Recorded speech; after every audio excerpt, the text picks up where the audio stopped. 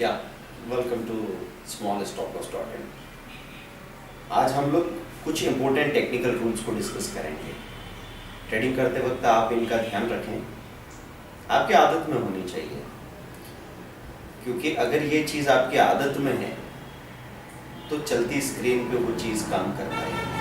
नहीं तो जैसे ही नीला और लाल रंग देखते हैं ट्रेडर सब लोग भाग जाते हैं, सारा डिसिप्लिन टूट जाता है। अगर कोई कमोडिटी पिछले 2-3 दिन से गिर रही है, 2 दिन से गिर रही थी, अच्छी खासी गिरावट आ गई, उसके बाद में उसमें एक हल्का सा बाउंस आया, सपोज सिल्वर में 0.5% का बाउंस आया या बाइंग आई, और फिर वो दोबारा तीसरे दिन भी अगर गिर के अपना लो तोड़ देगी तो सबसे बड़ी गिरावट उस तीसरे दिन में होगी। आप मेरी बात को गौर से सुने। 2 दिन की गिरावट हुई, आपने देखा कि सिल्वर गिर के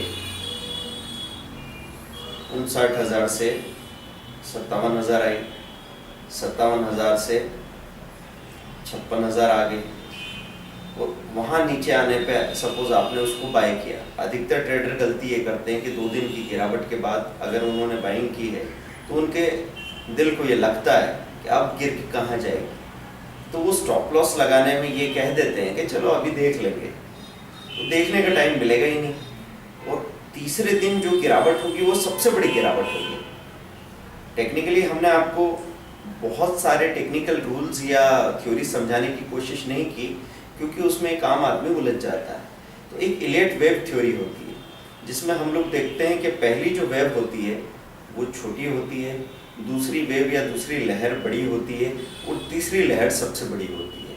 अगर आप कोई कैंडलस्टिक चार्ट भी देखेंगे जिसमें आपको ब्लू और रेड कलर की ग्रीन और रेड कलर की कैंडल्स दिख रही, ग्रीन कलर तेजी का, रेड कलर मंदी का होता है, तो तेजी की कैंडल में भी आप ये पैटर्न देखेंगे कि छोटी तेजी, बड़ी तेजी और फिर बहुत बड़ी तेजी। मंदी में भी आप देखेंगे छोटी मंदी, बड़ी मंदी और बहुत बड़ी मंदी। तो बगैर स्टॉप लॉस के लापरवाही में आप कहीं भी खड़े नहीं होंगे ट्रेड लगा के, क्योंकि उस दिन जो गिरावट या तेजी आएगी वो बहुत बड़ी होगी। जहां एक ट्रेडर को लगता है क्या इसके या आगे तो गिरना मुश्किल ही है, वहां से तो असली गिरावट शुरू होती है। या किसी ट्रेडर को जहां से शॉर्ट करते वक्त ये लगे कि अब और ऊपर कहां तक जाएगा, तो वहां से तो असली तेजी शुरू होगी और इतना बड़ा नुकसान होगा जिसको आप संभाल नहीं पाएंगे। इसके बाद ये चीज मैंने आपको तेजी और मंदी दोनों केसेस में समझा दी। इसके बाद हम लोग देखेंगे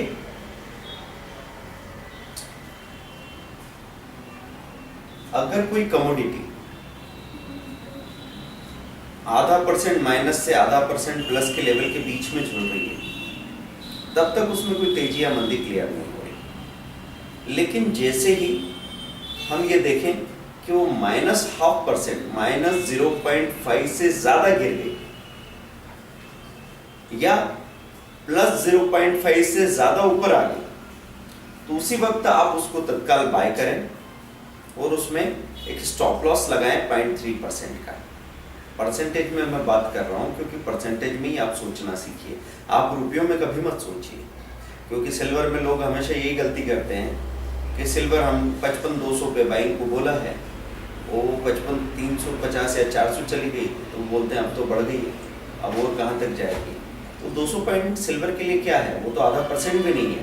अभी सिल्वर अगर वहाँ से आगे बढ़ती है तो हो सकता है 1% और बढ़े, 0.5% से वो 1.5% के लेवल पे जाके रुकती है, 1.5% से 2.5% और 2.5% के ऊपर अगर मेंटेन करने लगी तो सीधे 4% का सर्किट लगता है, और 4 से 6% जाने में आधा घंटा भी नहीं लगता।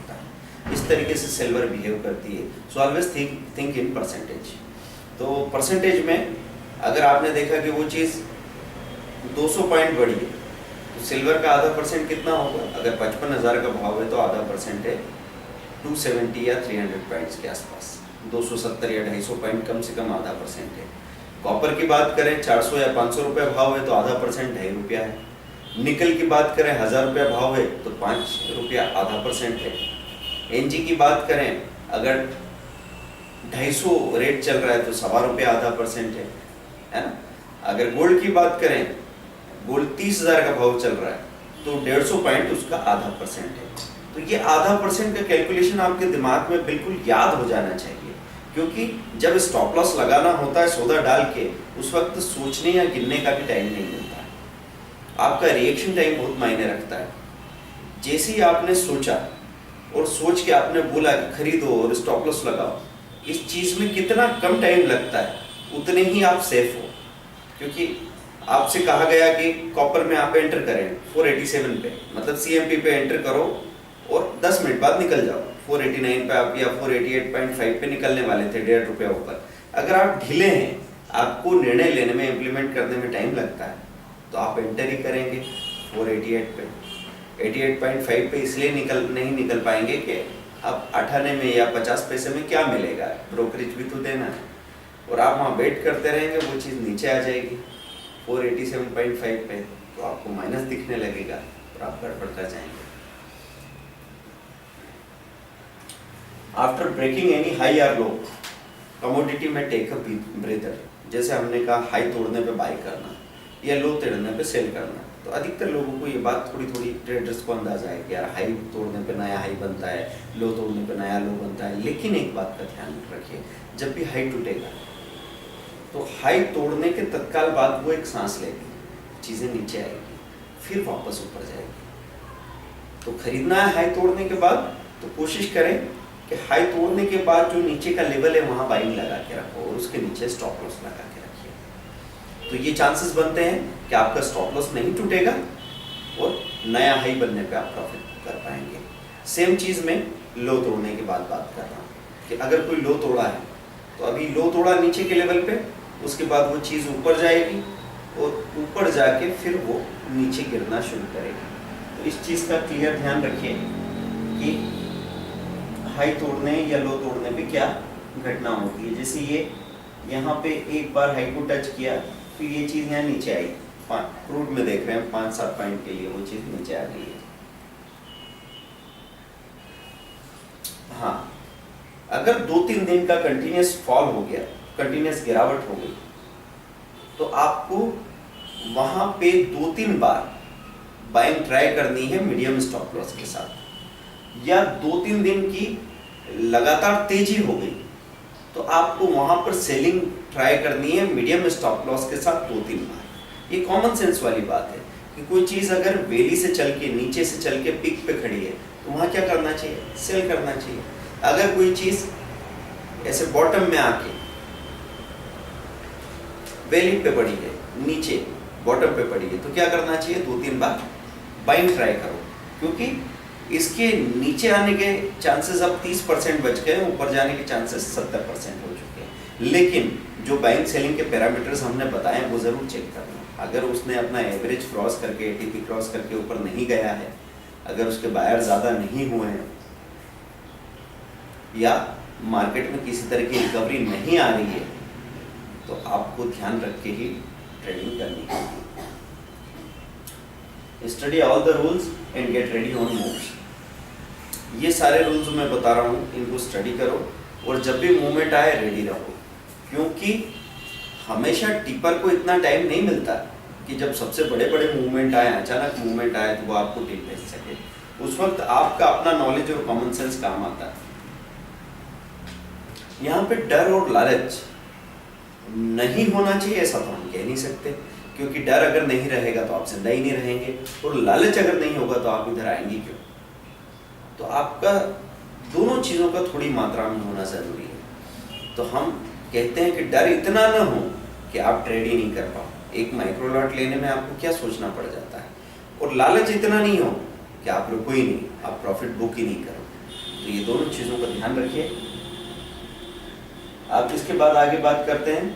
आफ्टर 2 days क्लियर मूव, 2 दिन के बहुत बड़े मूवमेंट के बाद, चाहे तेजी का मूवमेंट हो चाहे मंदी का मूवमेंट हो, तीसरे दिन रेंज बाउंड मूवमेंट होगा और बाजार इतना वोलेटाइल होगा कि वो हर दिशा के स्टॉप लॉस तोड़ेगा।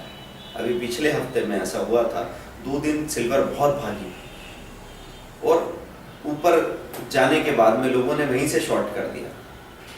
तो वहाँ से शॉर्ट करने के बाद चीज़ें तत्काल गिरेगी नहीं, फिर वो वहीं रेंज बाउंड हो जाएगी और दोनों तरफ के स्टॉप लॉस तोड़ेगी जब लोग थक जाएंगे शॉर्ट सेल करते करते, स्टॉप लॉस तोड़ते तोड़ते, तब जाके वो फाइनली गिरेगी। ऐसी चीज़ मंदी के केस में होगा कि 2 दिन की लगातार गिरावट हो, उसके बाद तीसरे दिन एकदम क्लियर मूव नहीं आएगा, बाजार बहुत वोलेटाइल रहेगा। इसलिए आप लोग ध्यान रखें कि पानी में जब आप पैर डालें उसके पहले कंकड़ डाल के गहराई चेक करें, छोटे छोटे वॉल्यूम से ट्रेड करें, उसको हम बोलते हैं टेस्ट ट्रेड्स। टेस्ट ट्रेड में आप कितनी भी गलतियां कर लें, एक बार बड़ा ट्रेड करेंगे सारा लॉस रिकवर हो जाएगा। Real big move starts when maximum traders get exhausted. असली बड़ा मूवमेंट तब आता है जब 80% ट्रेडर निपट चुके होते हैं, खत्म हो चुके होते हैं। इसलिए ध्यान रखिए इस बात का कि लोगों के साथ भीड़ में भागिए मत। अगर ऐसा आप करेंगे तो वही हश्र होगा जो अभी गोल्ड को 24,000 25,000 पे सब लोग शॉर्ट सेल करके बैठे थे, और क्या हालत हुई आप सबके सामने जाहिर है।